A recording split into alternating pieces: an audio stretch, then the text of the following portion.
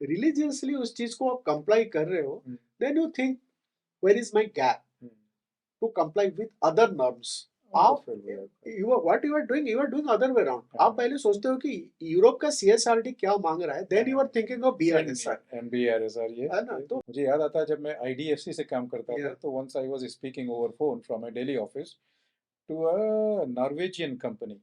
मुझे याद नहीं आ रहा, मरस्क करके वो होती है जो कार्गो शिप में जाती है, अच्छा, हाँ जो कंटेनर ले जाते हैं, हाँ हाँ MARES के हाँ, समथिंग। मार्क, हाँ अच्छा, मार्क हाँ कहते हैं, मैं प्रोनाउंस नहीं कर पाता हाँ क्योंकि S भी है उसमें, मे हाँ बी हाँ साइलेंट हाँ होगा। हाँ तो मैंने उनसे बोला कि ये कंडीशन होते हैं, तो he in a very egoistic way he said, Mr. Srivastava, we'll meet only Indian legislation, we are not going to do anything beyond.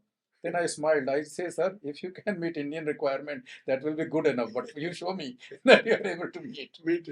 जब मैं इनके प्लांट में आया था एक ट्रेनिंग करने दारला घाट में 2000 में, शाम को, क्योंकि ये होता है ना इंडस्ट्री में, एक बड़ा ही अच्छा होती है कर्टसी कि कोई बाहर से कंसल्टेंट या ट्रेनर आया है तो उसको थोड़ा आसपास घुमाया भी जाता है, एक डिनर हो गया। गाड़ी में बैठ रहा था मैं, और मिश्रा साहब ने बोला कि श्रीवास्तव जी आप राइट साइड में बैठ जाइए। ये बड़े आराम से लेफ्ट में बैठ गए। मैंने कहा ठीक है भाई, इन्होंने मुझे इज्जत दी होगी। रास्ते में किसी कॉन्वर्सेशन ने बोले, श्रीवास्तव जी आपको पता है कि पहाड़ पे राइट साइड में नहीं बैठना चाहिए।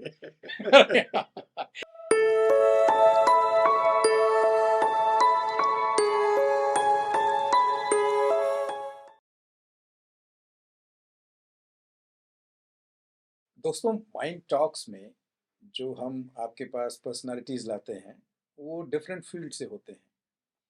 कभी हम सोशल फील्ड से लाते हैं, कभी हम एनवायरनमेंट फील्ड से लाते हैं, कभी हम ऐसे लोगों को लाते हैं जो आर्टिस्ट हैं। इसके पहले कि मैं आज आपको एक पर्सनालिटी से मिलाऊं जो कि एनवायरनमेंट फील्ड के आप कह सकते हैं महारथी हैं, थोड़ा सा उनका इंट्रोडक्शन मैं आपको दूंगा और बाकी मैं उनके पास आपको ले चलूंगा। उसके पहले मैं आपको कहना चाहता हूं कि जब भी आप हमारे पॉडकास्ट को लाइक करते हैं, शेयर करते हैं, और कभी कभी अगर प्रश्न भी पूछते हैं, तो हमें बड़ा अच्छा लगता है। हमें ये भी जानकारी मिलती है कि लोग क्या सुनना चाहते हैं। क्योंकि द माइंड टॉक जो हमारा टाइटल है पॉडकास्ट का, जिसे हम एट्थ हाउस एंटरटेनमेंट के तहत करते हैं, उसका मोटो ही यही है कि यूनिक पर्सनालिटी की यूनिक स्टोरीज बाहर लिया जाए। और बाहर लाने में आपको बता दूं, हमारा ये भी मानना है कि सभी व्यक्ति के पास एक यूनिक स्टोरी है। तो चलिए, मैं समय ज़्यादा वेस्ट नहीं करता हूं, मैं आज आपको पर्सनालिटी से मिलाता हूं जिनका नाम है बिजन कुमार मिश्रा, जिन्हें हम शॉर्ट में कहते हैं BK मिश्रा। तो हमारे साथ मिस्टर BK मिश्रा हैं, जिनसे मेरी खुद की व्यक्तिगत एक मुलाकात बहुत पहले हुई थी, आज से 23 या 24 वर्ष पहले। और आप समझ सकते हैं उसके बाद उन्होंने क्या जर्नी की होगी, एनवायरनमेंट फील्ड में कहाँ से कहाँ गए होंगे। बट उस 2001 या 2 के बाद मेरी शायद उनके बाद अंतिम जो मुलाकात हुई थी एज ए प्रोफेशनल, 15 साल बाद हुई थी। तब वो रिलायंस में वाइस प्रेसिडेंट हुआ करते थे। और उसके बाद मुझे भी नहीं पता कि उनकी जर्नी क्या रही। और आज वो हमारे साथ उपस्थित हैं, मिस्टर बिजन कुमार मिश्रा। मैं उनके साथ डायरेक्टली आपको रूबरू कराता हूँ। मिश्रा साहब नमस्कार, नमस्कार। आपका स्वागत है हमारे इस पॉडकास्ट में। सबसे पहले आप बताएं, मैं थोड़ा हिचक रहा था कि आप मिस्टर हैं या डॉक्टर। नहीं, मिस्टर। आप मिस्टर हैं, क्योंकि इसके पहले जो इन्वायरमेंटलिस्ट आए वो दोनों डॉक्टर थे। ओ, और जहाँ तक आप भी जानते हैं, मैं भी जानता हूँ, वो दोनों हम लोगों के पितामह टाइप के हैं, गुरु भी। मैं उन्हें गुरु कहता हूँ, आप शायद नहीं भी कहना चाहेंगे। तो मिश्रा जी, आप बताओ मुझे कि जब मेरी आपके से मुलाकात हुई थी, मुझे याद है दारला घाट में, दालागढ़ में। तो उस समय आप अंबुजा सीमेंट में थे हाँ, और मैनेजमेंट रिप्रेजेंटेटिव हुआ करते थे अंबुजा सीमेंट में, ISO हाँ, 14001 का, जिसे हम इन्वायरमेंटल मैनेजमेंट सिस्टम भी कहते हैं। या पता है वहाँ से आपकी जर्नी क्या रही, संक्षिप्त में बताइएगा। अंबुजा सीमेंट में जाने का जो अ, श्रेय रहा, या जो जो हमें सपोर्ट मिला उस वहाँ जाने के लिए, क्योंकि पहले हम भारत सरकार के उपक्रम वापस में काम करते थे। अच्छा, वेबकॉस से शुरू किया आपने। वापस से शुरू किए थे, तो किस सन की बात है वेबकॉस। ये 1991 की बात 91 से आप जॉब कर रहे है। हो। हाँ, and prior to 91 I was a project research fellow for Indian Council of Medical Research अच्छा for अच्छा epidemiological health hazards surrounding to power station. अच्छा, तो you started with health Yeah, hazard. so health environmental health hazards for bovines and caprines, अच्छा and wherein I published around 10 numbers of papers corresponding to the health status of bovine caprines of Talcher Industrial Complex. नहीं, मैं confuse हो जाऊंगा। हाँ, तो environmentalist आप नहीं थे फ्रॉम द वेरी बिगनिंग, आप रिसर्चर थे। I am research. तो क्या था आपका ग्रेजुएशन एंड पोस्ट ग्रेजुएशन में? मेरा ग्रेजुएशन था जूलॉजी, पोस्ट ग्रेजुएशन था zoology, specialization with ichthyology and environment. अच्छा, इथाइलॉजी तो मुझे भी नहीं पता क्या, एनवायरनमेंट में समझ पाता हूँ, वैसे इथाइलॉजी क्या है? Ichthyology is basically a science which deals with the animals in water. Animals in water. Yeah, ओह, तो ऐसी भी कोई एक स्पेशलाइजेशन हुआ ऐसे करता था? स्पेशलाइजेशन होता था। तो देन वहाँ से जर्नी शुरू हुई। Once I qualified in 88 NEET qualify किया। फिर I joined a project for Indian Council of Medical Research अब फॉर। रुके आप यहाँ पर। पिछली बार हमारे साथ डॉक्टर ए के सक्सेना आए थे, हाँ उन्होंने भी जूलॉजी से किया था। हाँ हाँ। मेरा उनसे प्रश्न था कि क्या इंसानों से आपको इतनी मोहब्बत थी कि आपने जानवरों का एरिया छोड़ दिया? यहाँ फिर आप एक ऐसे महारथी हैं कि आपने इथाइलॉजी इथाइलॉजी इक्थायोलॉजी। इथाइयोलॉजी से किया, कि जो वाटर एनिमल होते हैं हाँ आपने भी उन्हें छोड़ दिया। हाँ। तो क्या आप लोगों को मोहब्बत नहीं थी अपने सब्जेक्ट से कि आप? सब्जेक्ट से मोहब्बत थी। जो हम्म। एनिमल्स जो आप देखेंगे कि जो मैंने प्रोजेक्ट लिया था that was also based on animal health hazard. हाँ। So we tried to correlate with the NOx and SOx emission to the health hazards as well as particulate matter emissions to the health hazards of the bovines, caprines of that area. Okay. So, and horrible part was we could able to establish that the trace metals going to the atmosphere is coming back to the animals and subsequently to milk. Okay. So that was the thing which we could able to establish. Second, one of our another establishing factor was we had studied that Japan had earlier studied that where the NOx emissions are on the higher side, there is a number increasing and alarming number of abortion cases happens in bovines. Okay. Again, we could able to establish those things in Talcher area. So you mean to say your research was closely related to environmental Environmental from the very beginning. from It is the not day that one, you were not yes. associated with it. और ये तो आपने उस जमाने की बात बताई कि मिल्क में पाया गया, तो मुझे तो लगता है आज ट्रेस मेटल कहाँ कहाँ पाए जा रहे होंगे। उसका कोई भरोसा अब तो नहीं। कोई रिसर्च ही नहीं करना अभी चाहिए। कोई रिसर्च नहीं करना चाहिए क्योंकि we are already contaminated. It is now it is It's a new transmitted. normal. It is a new normal now. It is a new normal that we are contaminated. We are contaminated, so any more contamination doesn't bother us. So we are living in a zombies world. Okay, zombies world. So फिर आप वहाँ से आप health hazard, एक तरह से occupational और living health hazard से फिर आप कैसे मूव किए? So 91 I joined WAPCOS as a technical assistant environment. Okay. And my mentor boss was Dr. Krishan Pal. He's of course no more. Dr. Okay. Krishan Pal was there. And उन्होंने फिर guide किया. Unfortunately, I worked along with Dr. Paritosh Tyagi. You worked with Paritosh Tyagi? Yeah. So Achha. Paritosh Tyagi ji guided me for environmental audit things. He was in WAPCOS? He was in WAPCOS at that point of time as an advisor. Uh-huh. And also we studied one of the most controversial project from enviro-social point of view. That was Chilka aquatic farm. Okay. So we studied that, and although ministry has approved that project, but it was scrapped by Supreme Court at a later stage because of the socio-economic adverse impact of that project. So did WAPCOS play a role in that study? WAPCOS only studied the status and validated the content of the EIA report developed for environmental clearance. Okay. So, and most interestingly, I found a term at that point of time called prawn mafia. So I was never knowing that mafia could be also from carrying a word of prawn. What is that prawn mafia? Prawn mafia, in fact, they invest money with local poor villagers who barricades the brine water for prawn cultivation, and they take away all the cultivations. So, and that is with the nuke of gun and a lot of disturbance. Nowadays, it is not happening. The law and order is more stronger, but that point of time, that was. So I, being a local to that area, also got threat that you being a local, how could you support a project coming up in this area? So Ultimately, and to my fortune, Supreme Court has discarded that project, and I understand what is the environmental conflict. So that was my takeaway from WAPCOS, that what is the environmental conflict could be and how it could lead to a disastrous condition.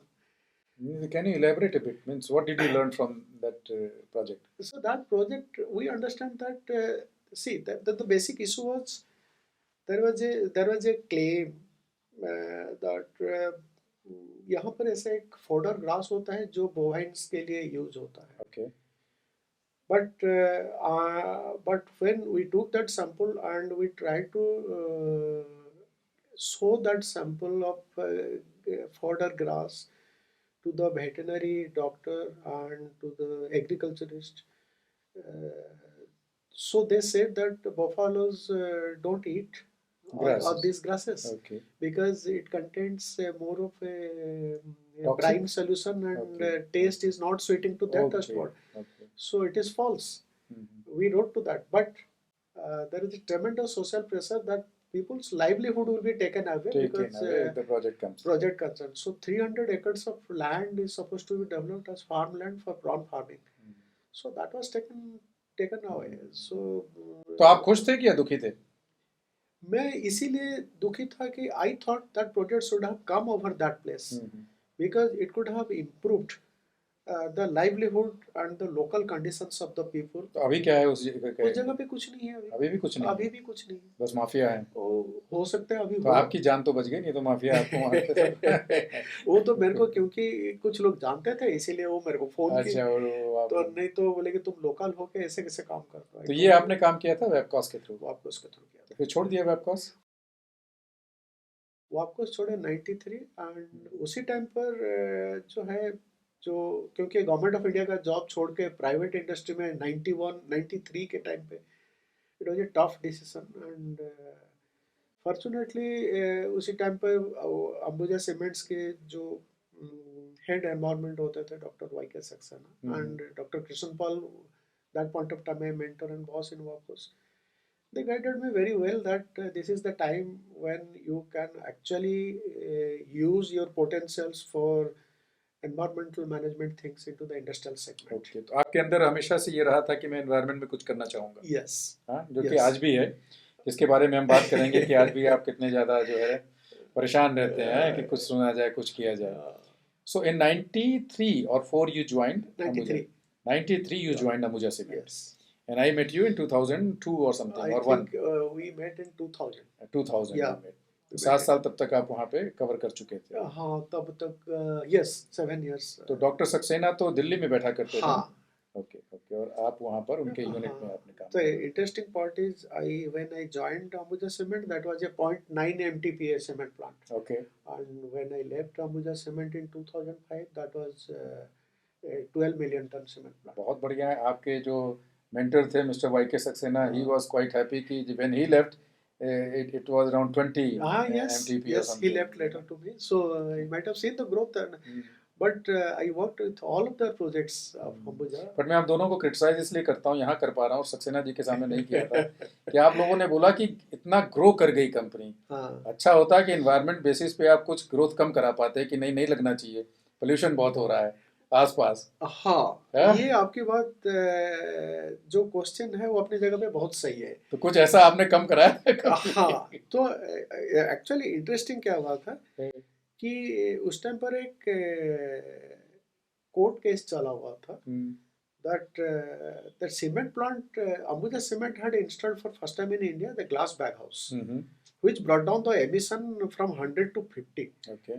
But Ambuja was maintaining that glass bag house emission to a tune of around 20, 25, 18, something like that, not exceeding 30. But the competitors were of the opinion that we are happy with electrostatic precipitator and we are meeting the national standards. And there was a court case of the validity. Fortunately, court validated that the emission the technology by adoption of which the emission is getting down is a better adopted one. So then after that only the national standard was reduced to 50. Okay. So Ambuja did a very nice job at that point of okay, तो आपने हमारे point को किसी और point से काट दिया। time. That was one thing. Second thing, one of the very good thing Ambuja people did in Gujarat. They have a limestone mines. I forgot the name. Limestone mines. So what did they do? Instead of refilling the mined out area, they made numbers of catchment pits that increased the ground level of water to a substrata level. So that was a tremendous help for the local farmers as well as the drought prone areas surrounding to that area. That was a very good thing Ambuja people did. It was commendable one. Yes, yes. तो जितना आपने इधर pollute किया, थोड़ा सा उधर आप लोग better कर दिया करते थे। It is not. It is the way of giving back. I say you cannot do better, but it is a way of giving back. नहीं, मैं कभी कभी मजाक करता हूँ। कभी एक मैं कॉन्ट्रैक्टर का ऑडिट कर रहा था कानपुर के पास, तो उनके जो डायरेक्टर थे, प्रोजेक्ट डायरेक्टर, उस समय रात में भी वो कंक्रीटिंग कराना चाह रहे थे। बोली आनंद जी देखिए हमने आपका इतना हमने कंक्रीटिंग कंप्लीट कर ली। मैंने कहा ये जान के मैं क्या करूँगा, मुझे ये बताओ कि कितने एक्सीडेंट रोकने के लिए आपका काम कितनी बार रुका। मैं आपका कंक्रीटिंग देखने नहीं आया हूँ, मैं ये देखने आया हूँ कि आपने सेफ्टी कितने अच्छे से किया। तो मैं वही आपके साथ वो मजाक करना चाह रहा था कि कई बार जैसे पिछली बार सक्सेना साहब ने बोला कि मैं 20 MTP तक पहुँचा के फिर निकला, तो मैंने कहा आपसे कर सकता हूँ, उनसे तो नहीं कर सकता। बट 20 MTP पे पहुँचने का जो जर्नी अंबुजा सीमेंट ने पास किया है, that was fantastic. The team was excellent, and everybody was thinking कि we should do something good. Even environment. तो आप मुझे बताएं 93 से 2000 तक जब मैं आया था उसके पहले, क्योंकि मैं आपसे मिला मैनेजमेंट रिप्रेजेंटेटिव या मेंबर सेक्रेटरी की तरह मिला था। हाँ, करेक्ट। बट मेंबर सेक्रेटरी एक तरह से वही हुआ करते थे, क्योंकि MR एक पोजीशन तो मैंने वो सीनियर मैनेजमेंट हो जाता है। आपने कुछ कर पाए थे वहाँ, क्योंकि उस समय ISO नया आ रहा था 96 में जब आया। तो उस टाइम ISO इम्प्लीमेंटेशन के टाइम पे बहुत कुछ documentation, control, record keeping and data. Leadership ने आपको सपोर्ट किया था? Leadership was, I would say that initially when we took up this assignment, people thought क्या करना है इस चीज को। अच्छा। देन व्हेन दे सॉ कि things, this is a system which are putting the things into place, then only leadership thought कि अच्छा ये लोग कर रहे हैं तो इनको करने दो। That was second stage. अच्छा, then they gave you space. Then they gave me the space, the resource, everything they provided. When we implemented it successfully from Bureau of Indian Standards, then they could see the results, that how it is coming up. So then the system gets strengthened and replicated to other units. So that was the beauty of ISO. That is why we always say two things India has a beautiful matter in place. One is Indian environmental legislation, another is ISO system. You mingle those things because they are reciprocating to each other. Yeah, yes. So you put those things in place, so the global framework will fall into its place. अच्छा, आप ये ऐसी बातें आप भी कहते हैं। बिल्कुल, पता नहीं समझ में नहीं आता आज लोग समझ क्यों नहीं पा रहे हैं इन चीजों को। I don't understand. People are fancy of telling all fancy names from Europe, from Asia, from USA, from Sweden and something. I tell them, whether you are complying, are you complying with the host country requirement, yes or no? अगर आप religiously उस चीज को आप comply कर रहे हो, then you think, where is my gap to comply with other norms? आप what you are doing other way around. आप पहले सोचते हो कि यूरोप का CSRD क्या मांग रहा है, then you are thinking of BRSR. है ना, तो पहले BRSR सोचिए, फिर आप CSRD के बारे में सोचिए. If you are complying with BRSR, my belief and my experience says that you are half through of the other requirements. So need not to worry about the Western country requirements or European requirements. You concentrate on host country regulatory and ISO things. You are best placed. Right. मैं agree करता हूँ sir. मुझे याद आता है जब मैं IDFC से काम करता था, तो once I was speaking over phone from my Delhi office to a Norwegian company. मुझे याद नहीं आ रहा, मरस करके वो होती है जो कार्गो शिप में जाती है, अच्छा, जो कंटेनर ले जाते हैं, MARES के समथिंग। मार्क। हाँ, अच्छा, मार्क कहते हैं। मैं प्रोनाउंस नहीं कर पाता क्योंकि S भी है उसमें, मे बी साइलेंट है। तो मैंने उनसे बोला कि ये कंडीशन होते हैं, तो he in a very egoistic way he said, Mr. Srivastava, we'll meet only Indian legislation. We are not going to do anything beyond. Then I smiled. I say, sir, if you can meet Indian requirement, that will be good enough. But you show me that you are able to meet. Meet it. तो आप बहुत अच्छा बोला आपने कि हमारे बड़े अच्छे स्ट्रिंजेंट लॉज हैं और अगर उसको फ्रेमवर्क में डाल देते हैं तो कहीं और जाने की जरूरत नहीं है। जरूरत ही नहीं आपको। So everything will fall into place when you are complying with host country regulatory requirements and to policy it put ISO over it. Put ISO, क्या बात है। अगर आप में से जो भी यंगस्टर सुन रहे हैं, बड़ा अच्छा लगा मुझे सुन के, क्योंकि मैं भी ISO का बहुत बड़ा फॉलोअर हूँ, कि ISO से बढ़िया कोई सिस्टम नहीं है और इंडियन लेजिस्लेशन को अगर रिलीजियसली आप फॉलो करते हैं तो ये दोनों अपने आप में एक बढ़िया कॉकटेल है, आपको कोई प्रॉब्लम ही नहीं आएगी। ये कहते हुए मैं आपको एक घटना बताता हूँ दोस्तों, और ये मैं आज इनके साथ ऑनेस्टली पूछना चाहूँगा। तो जब मैं इनके प्लांट में आया था एक ट्रेनिंग करने दारला घाट में 2000 में, शाम को, क्योंकि ये होता है ना इंडस्ट्री में एक बड़ा ही अच्छा होती है कर्टसी कि कोई बाहर से कंसल्टेंट या ट्रेनर आया है तो उसको थोड़ा आसपास घुमाया भी जाता है, एक डिनर हो गया। गाड़ी में बैठ रहा था मैं और मिश्रा साहब ने बोला कि श्रीवास्तव जी आप राइट साइड में बैठ जाइए। ये बड़े आराम से लेफ्ट में बैठ गए। मैंने कहा ठीक है भाई, इन्होंने मुझे इज्जत दी होगी। रास्ते में किसी कॉन्वर्सेशन ने बोले, श्रीवास्तव जी आपको पता है कि पहाड़ पे राइट साइड में नहीं बैठना चाहिए क्योंकि आप समझ सकते हैं कि गाड़ियां ऐसे आती हैं। I don't remember. ये इनको याद नहीं है। मैं इनकी तरफ देख रहा था कि इन्होंने चूज किया था कि मैं लेफ्ट में बैठूंगा, मुझे राइट ने बिठाया था और फिर इन्होंने मुझे ये बात बोली। तो मेरा मानना है वो सेफ्टी एस्पेक्ट रहा होगा। दैट वाज, हमें बिठाने के बाद आपने हमें एनलाइटन किया। तो ये छोटा सा इंट्रोडक्शन है हमारे मिश्रा जी का। ये बड़े ही केयरफुल होते हैं सेफ्टी और एनवायरनमेंट के लिए। हम इस बात को और बढ़ाते चले जाएंगे। अभी तो ये शुरुआत हुई है कि दारला घाट में इनसे मेरी मुलाकात हुई। आगे बताएं सर, दारला घाट के बाद, अंबुजा के बाद आप कहाँ गए? अंबुजा के बाद I started working with Alan Duhangan hydro power project. अच्छा, okay, from there you came to Allen. Yeah. हमारी इनकी मैं थोड़ा सा आपको रोकूं, इनको बता दूं दर्शकों को, हमारा इनका शायद किस्मत कुछ मिला हुआ था। दारला घाट के बाद फिर हमारी एलन दुहांगन ADHPL जिसे कहते हैं, जो भीलवाड़ा का एक हाइड्रो यूनिट है, वहाँ फिर मुलाकात होनी थी। बताएं सर। अलन दुहांगन में सबसे इंटरेस्टिंग ये था कि मैं अंबुजा सीमेंट से रिजाइन कर चुका था। That was in year? That was in 2005. Okay, in 2005 या okay.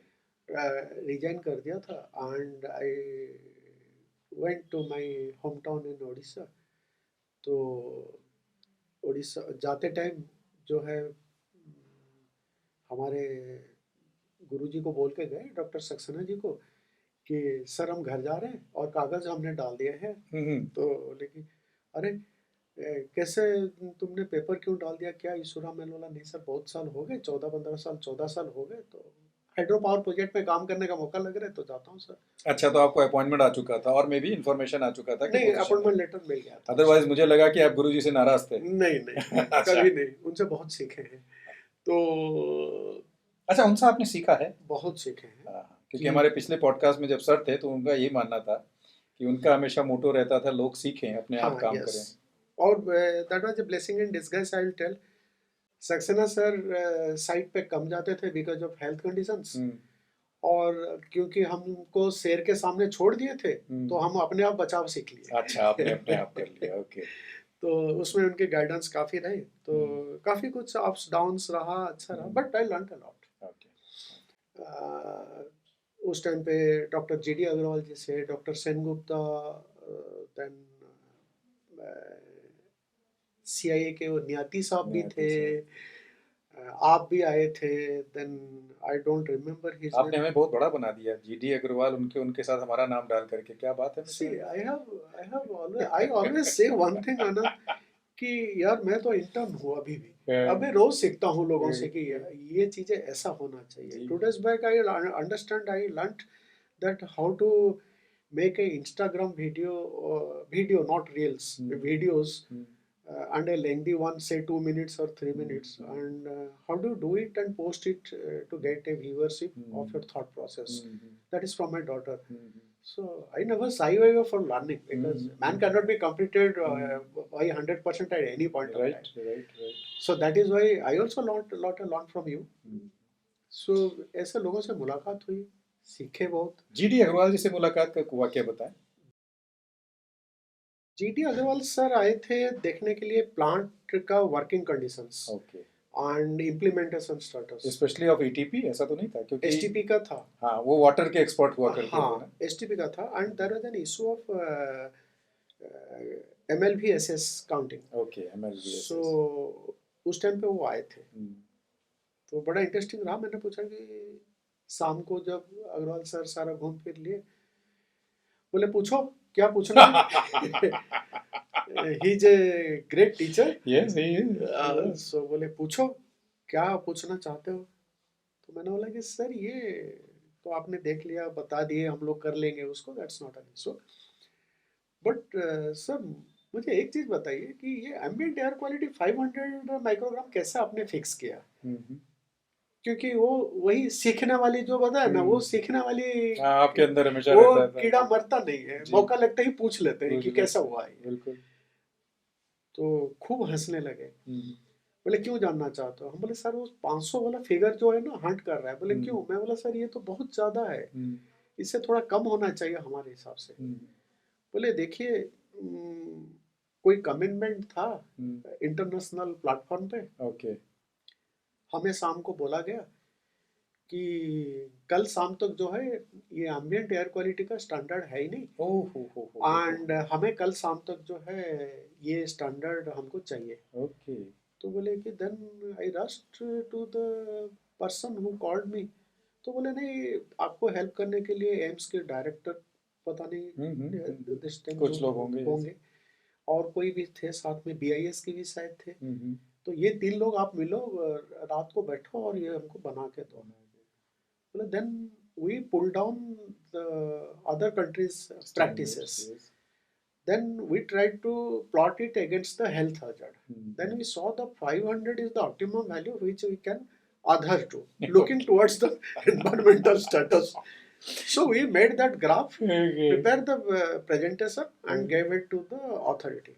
So authority said it's okay, let us go with that, and that is how the 500 came to India's first ambient air quality Existence। particulate matter conditions. क्या बात है मिश्रा जी, आज आपने ना लोगों को भी बताया कि कितना इसको बोलो मैं कितने अच्छे से या कितने इजीली हमारे यहाँ स्टैंडर्ड बना दिए जाते हैं। आपने हिस्ट्री बता दी। आज श्री जीडी अग्रवाल जी तो नहीं है, लेकिन अच्छी आप एक ने घटना बताई। तो उन्होंने अग्रवाल सर ने इसे कहते हैं वन नाइट स्टैंड। तो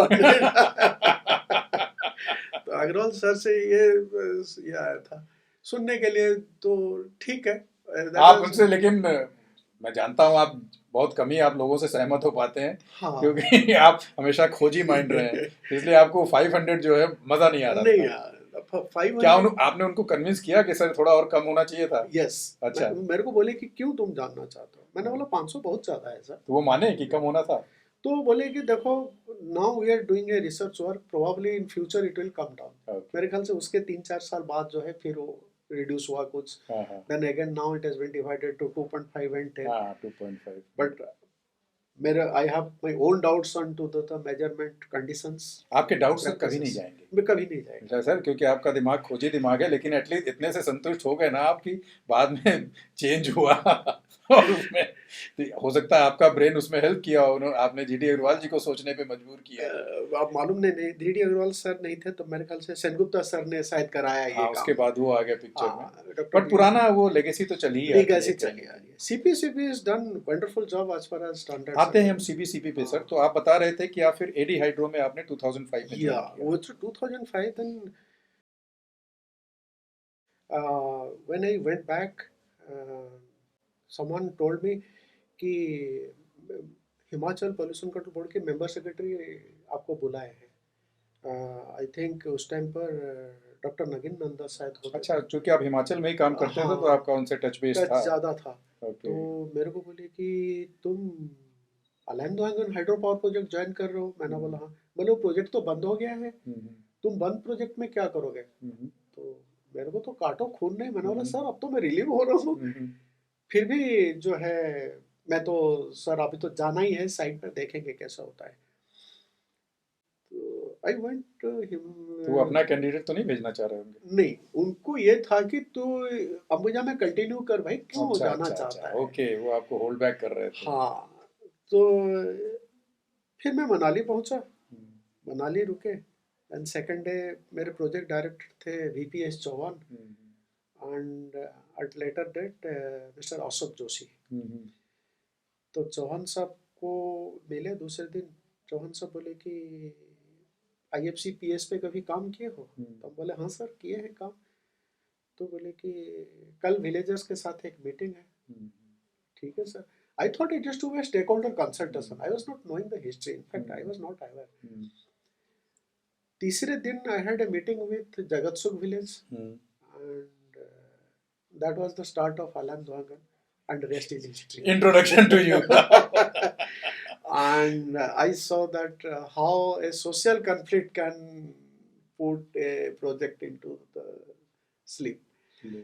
So that was an interesting part. I spent 2 years over there only for conflict resolution. I can understand, sir. That was tremendous. मैं दर्शकों आपको बताऊं कि इस पे हम दोनों क्यों हंस भी रहे हैं, क्योंकि मैं भी इस प्रोजेक्ट से कनेक्टेड हुआ। बट जब मैं IDFC में काम करता था 2003 में, Yes. जिस तरह मिश्रा साहब ने बताया कि इनको पहला क्वेश्चन पूछा गया IFC performance standard. Richard English साहब हुआ करते थे उस समय, Sure. जो वहाँ से आते थे। तो मेरा पहला ऑडिट उन्हीं के साथ था। तो जब मैं पहुंचा आपके वहाँ पर 2003 की बात है, हाँ। तो किसी ने बताया कि रिचर्ड इंग्लिश जी आए तो वो पहाड़ियों पे चढ़ गए थे ऊपर। उस समय खड़ी पहाड़ी थी जो काट करके बनाई गई। Yes. और फिर हमने भी वही जगत सुख में जो है ना, वो लोग पब्लिक कंसल्टेशन कर रहे थे, स्कूल वगैरह जो है। और आज अगर आप जाओगे वहाँ पे तो आप देखेंगे वो गांव जगत सुख क्या, उसके पूरा आगे हर जगह डेवलपमेंट हो गया है, पूरा गांव समृद्ध हो गया है। एक प्रोजेक्ट लोगों को कितने पैसे दे देता है, ये अगर आपको देखना है तो हाइड्रो प्रोजेक्ट आने के पहले और आने के बाद का कंडीशन देखें आप। मुझे याद है रामपुर जब मैं गया, वर्ल्ड बैंक फंडेड प्रोजेक्ट था, तो उस समय शायद वहाँ वो वीरभद्र जी हैं जो पहले कांग्रेस में थे, उनका महल वहल भी है। तो लोगों ने बताया, मैंने देखा दोनों साइड में गाड़ियां ही गाड़ियां। लोग बोले एक समय खाली रहा करता था। प्रोजेक्ट आने के बाद सबके पास गाड़ियां आ गई, सबके पास सब कुछ हो गया। तो मतलब आपका कहना ये होगा कि दोनों ही साइड है प्रोजेक्ट के, कहीं ना कहीं से मिलता भी है, बेनिफिट भी है, और कुछ लोग शायद परेशान भी होते हैं। Absolutely correct. क्योंकि मुझे ध्यान है कि जगत सुख विलेजर्स 3 महीने बाद जो है मेरे पास 3 महीने 4 महीने के तब तक तो मैं कॉन्फिडेंस विलेजर्स की जीत चुका था। तो शाम को मेरे पास आए, सर हम लोग ना आपके नाम पे कोर्ट केस करना चाहते हैं।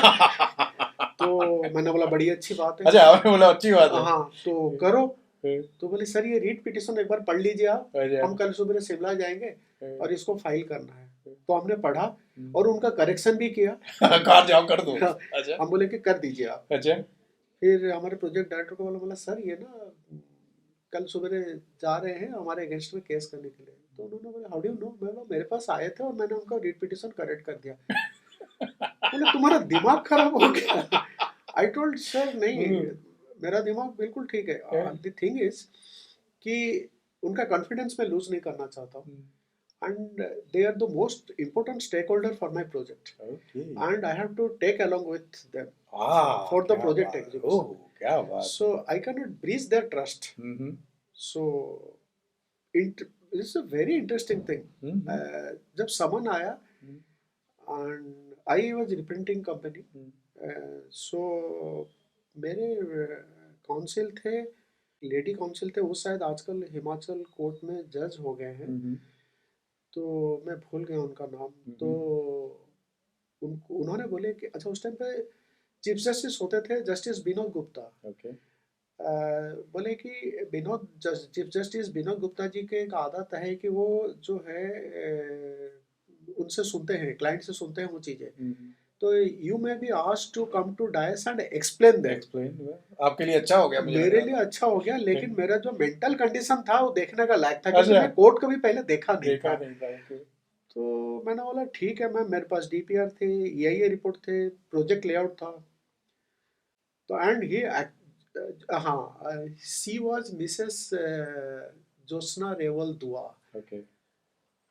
Very clear, very very nicely understanding lady. So then उन्होंने पूछा कि आपके क्लाइंट आए हुए हैं? बोले हाँ। बुलाइए उनको। क्या नाम है आपका? विजय मिश्रा। ओके, आप हमको समझा देंगे कि क्या हुआ है एक्चुअली? ओके, बड़े humbly it's a very humble person. तो मैं इधर उधर देखा क्योंकि कोर्ट का प्रोसीजर क्या है मुझे तो हम्म, पता नहीं था, तो देन ही टोल्ड समवन कि यार इनको थोड़ा हेल्प करो, क्या चाहिए तुमको? मैंने बोला सर एक okay. टेबल पे लेआउट बिछाना Oh, है। That was on A0 size. he must have been shivering ना, यस, हाथ ही आपके हाथ में, शेक हो रहे होंगे, मतलब हिमाचल की ठंड में हाथ में पसीने आ रहे पसीने। थे। Chief justice was asking you. तो मैंने उनको बोला सर ये अलाइन नाला है, ये दुहांगन नाला है, ये जो कोर्ट पिटिशनर है ये, बोला सर ये दुहांगन नाला की साइड के हैं, इनको क्या इशू है? बोला सर ये बोलते हैं कि हम जो ये ROR बेस्ड प्रोजेक्ट है, सर ये सोचते हैं कि जो हम पानी ले आएंगे तो इनका जो है फायर, एग्रीकल्चर और इनका डायरी, पोल्ट्री, ये सब अफेक्टेड हो जाएगा। तो बोले कि तुम्हारा क्या मानना है? बोले सर हम तो 15% पानी ले रहे हैं, बाकी 85% तो नाले में जा रहे हैं, तो हम कैसे इनको? तो बोले अच्छा कितना आपने प्रोजेक्ट कॉस्ट में स्पेंड कर लिया? Some figure I told, I don't remember. अच्छा उसमें से CSR कितना, क्या? I told this is the figure. Then he told कि प्रोजेक्ट आइडेंटिफाई किसने किया था? Sir Himachal Pradesh state electricity board, and you own it through bid. बोले हाँ। तुमने इतना पैसा इन्वेस्ट कर दिया, प्रोजेक्ट कॉस्ट कितना है? That point of time it was 970 crores, I could remember. तो बोले कि 90-70 करोड़ से तुमने ऑलमोस्ट 1/3 खर्चा कर दिया, तो why this project should stop now?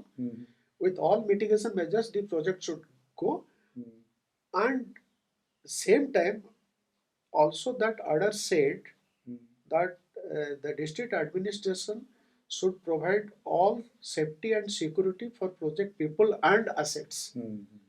Next day, 2 companies of police deployed. We started the project, and probably 10 days after the project was inaugurated, the then Chief Minister of Himachal Pradesh. क्या बात। And I thought I handled that much better. Project initiated. So were you appreciated for that stance that you corrected the, court, whatever writ petition, and then were you appreciated? Because your point of view was absolutely wonderful, na? That is what. To gain their confidence. Yes. So और उसके बाद रास्ता clear भी हो गया रास्ता अच्छे से। क्लियर हो गया, and they were made to work for the project. We helped the ladies folk of the villagers. I understand. Right? I've seen all those. You have seen the cooperative store and all these things. So, and the people working with me were number was 80, and out of 80, 59 was land losers. So we drive a very good scene of starting the Alan Duhangan hydropower project and make it a success. कब छोड़ा sir आपने? फिर Alan Duhangan भी छोड़ दिया? Alan Duhangan छोड़ा 2006 में। Actually बच्चों की तबीयत खराब रहने लगी। अच्छा हाँ, आपके एक बेटा या बेटी का वो प्रॉब्लम होती थी वहाँ पर। उनको तो ये नहीं होता था। देन अदरवाइज आप नहीं छोड़ते? अदरवाइज शायद वो प्रोजेक्ट में छोड़ता। That was so nice project. It was nice. It was a very nice. Plus the group is so wonderful ना, भीलवाड़ा ग्रुप बहुत अच्छा। मुझे बड़ा अच्छा लगा क्योंकि मैं बिरला ग्रुप में काम किया। उसके बाद वैसे ही बाबू कल्चर है, लेकिन बहुत अच्छा नहीं नहीं अच्छा है। मेरे को अभी भी ध्यान है, बोर्ड की मीटिंग होती थी मनाली में। उस टाइम चेयरमैन थे रवि झुनझुनवाला जी। वो आते ही पहले सवाल यही करते थे, भाई एनवायरमेंट सोशल का इशू पहले डिस्कस करो, बाकी प्रोजेक्ट डेवलपमेंट का काम बाद में करेंगे। क्या बात, क्या बात। And he was so particular about that. He will sit for the entire day. And there was 3 days board meeting, out of which first day was for environment and social issues.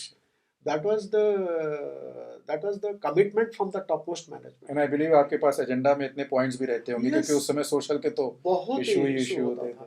So after that, because of your family issue, you left and then you came to Delhi. I came to Delhi, started working with Reliance Infrastructure. अच्छा, आपने Reliance Infrastructure, फिर मुझे याद है Reliance ने बीच में मैं Welspun energy में 1 साल के लिए गया था। हाँ, Reliance Power, फिर आप गए Reliance Power। Yes.